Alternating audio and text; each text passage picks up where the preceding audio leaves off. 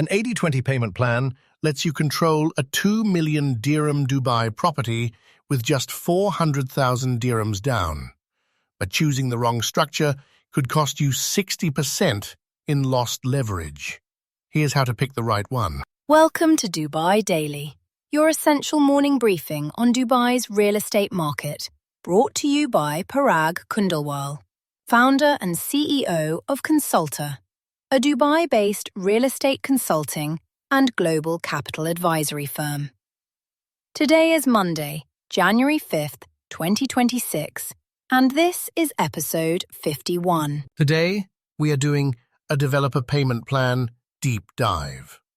We'll be comparing the popular 80-20, 10-70-20, and 60-40 structures to help you maximize your leverage and cash flow. It's a critical topic, Daniel. Off-plan properties now represent over 69% of all real estate transactions in Dubai. That's a staggering number, and it means that understanding your payment structure is more important than ever. It directly impacts your cash flow, your leverage, and ultimately, your return. Exactly. It's not just about the final price of the property, it's about how you pay for it. Let's start with one of the most traditional models, the 80-20 structure. Right. The 80-20 is straightforward. You pay 80% of the property's value during the construction phase, and the final 20% is due upon handover. So let's put some numbers to that. On a 2 million dirham property, you're looking at a down payment anywhere from 200,000 to 400,000 dirhams. Then, you'll pay another 1.2 to 1.4 million dirhams spread out over the 24 to 36 months of construction. That breaks down to monthly payments between 33,000 and 58,000 dirhams during that construction period. Then, at handover, you have a final relatively small payment of 400,000 dirhams. This structure is really best for cash-rich investors who want to minimize their debt when they finally get the keys. And we see this model often with developers like Nakheel for their bay villas, and in some of Emaar's more premium projects. It's for the buyer who prefers to have the asset nearly paid off from day one. But what if you want a more balanced approach, perhaps utilizing a mortgage? That brings us to the 60-40 structure. Yes, the 60-40 is very common. Here, you pay 60% during construction and a larger 40% chunk at handover. Using our same 2 million dirham example, the down payment is similar, 200 to 400,000. But the construction payments are lower, totaling 800,000 to 1 million. Which means your monthly outlay during construction drops to between 22,000 and 42,000 dirhams. That's a significant difference for your monthly cash flow. The trade-off is the larger handover payment of 800,000 dirhams. And that 800,000 is the amount investors typically finance with a mortgage. So, this plan is perfect for a balanced investor who has good monthly income during construction and a solid profile to secure a mortgage for the final payment. Developers like Damac and Sobha, with projects like Sea Haven, use this frequently. Okay, so we've covered the cash-heavy and the balanced. Now let's talk about the structure designed for maximum leverage, the 10-70-20 plan. This one is a game changer for many investors. You put down just 10%, then pay 70% during construction and the final 20% at handover. Let's run the numbers. On that 2 million dirham property, your initial down payment is only 200,000 dirhams. That is the lowest entry point we've discussed. However, the 70% during construction means you're paying 1.4 million over that period. So your monthly payments are higher, ranging from 39,000 to 58,000 dirhams. But the benefit is immense. This plan is ideal for investors with strong monthly cash flow who want to deploy less capital up front to control a high-value asset.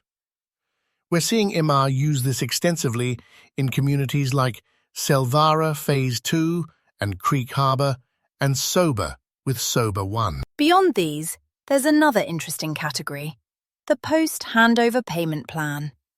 This is where the developer essentially acts as the bank for a few years after you've moved in. Right. For example, a 30-40-30 plan. You'd pay 30% during construction, 40% at handover, and the remaining 30% over 2 to 3 years after completion. On our 2 million dirham property, that last 30% would be 600,000 dirhams, paid after you already have a tenant. And that's the key advantage. Your rental income can start offsetting those final payments. If your property generates a 6% yield, that's 120,000 dirhams a year coming in, which significantly helps cover the 200 to 300,000 a year you're paying post-handover. Finally, before we compare leverage, we should touch on the 1% monthly plans. A very popular model, especially with developers like Danube. It's simple. You pay approximately 1% of the property value each month. For a 2 million dirham property, that's about 20,000 dirhams a month after an initial down payment, often around 20%. It's predictable and manageable, making it perfect for salaried professionals with a stable, known income. Okay, that's a lot of structures. Let's put it all together. Lily, let's say an investor has 500,000 dirhams in liquid capital. How does their buying power change with each plan? This is where it gets really interesting. With that 500,000 dirhams capital, using an 80-20, 60-40, or even a 1% monthly plan, you can comfortably control a property worth about 2.5 million dirhams. But with a 10-70-20 plan, that same 500,000 dirhams allows you to control a 5 million dirham property. You are doubling your leverage. Of course, this comes with the caveat that you need the strongest cash flow during the construction phase to service the higher monthly payments. It's a powerful tool for appreciation, but it requires careful financial planning. Looking at the major developers in 2026, we see them leaning into these strategies. Emaar is predominantly using 10, 70, 20, and similar variants for their master-planned communities. Damac often uses the typical 60-40, but can be flexible on high-value purchases.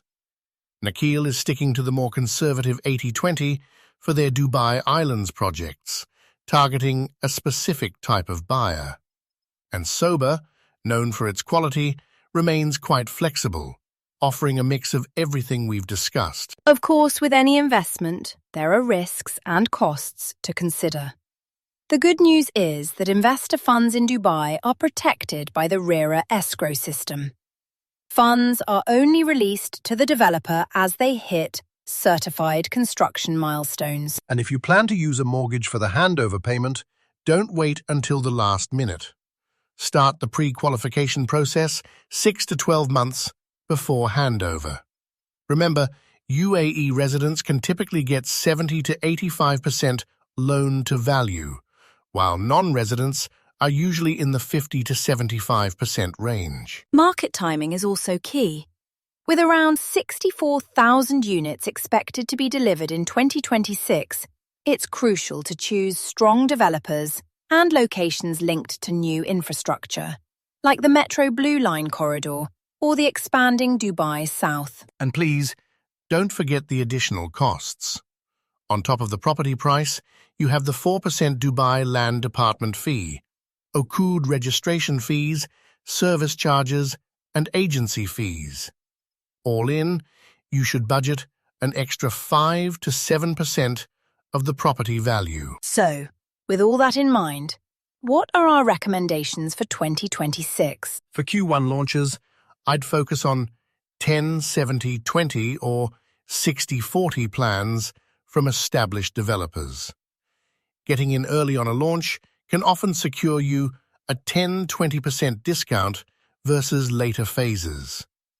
Keep a close eye on projects along the Metro Blue Line route, which is set to open in September 2029, and the Dubai South Airport Zone.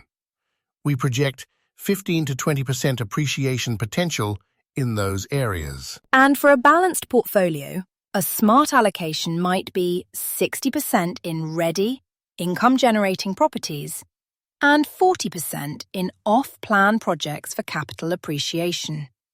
It balances cash flow with growth potential. Let's do a quick recap of the key takeaways. First, the 10-70-20 plan maximizes leverage. It allows you to control a 5 million dirham asset with 500k down versus 2.5 million with an 80-20. The 80-20 plan minimizes handover debt, which is ideal for cash-rich investors who want to own the property outright sooner.